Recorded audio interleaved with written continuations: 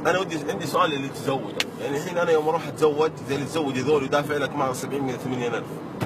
الحين ما تسال اهل البنت تقول له بنتكم عليها ضمان؟ يعني لو يقولوا لي مهر واجد قسم بالله ما اخذها لين افحصها كمبيوتر كذا من شعرها الى تساقط قشره شلخنه ابسط حقوقي انا بعد بتشرط. حتى انا عندي شروط. ايه اقول له يا ولد لا ولد هذا ابوها، لا يا عمي شوف اسمع، يقول له يا عمي عندي شروط. معليش حتى انا من عائله ماركه يعني والله ماني بهين.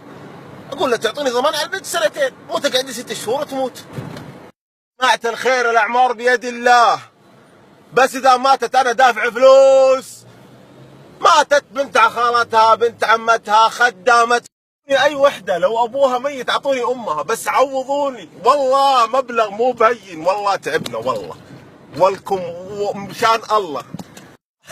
والله ما اضحك الا على ذول اللي ينقد دم قلبه على وحده لا تعرف تسولف زين ولا تطبخ زين ولا كل شيء.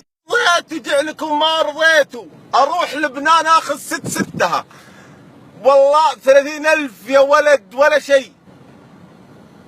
صدق جمال ودلال وفطور وشو بدك ويا زلمه وشو هيدا وبحبك كثير ويا دلي. ويجيك ذاك النسل الطيب، الولد ماخذ لون ابوه سمار والعيون خضر، صح ان الشعر مقرعط بس انه اشقر يعني.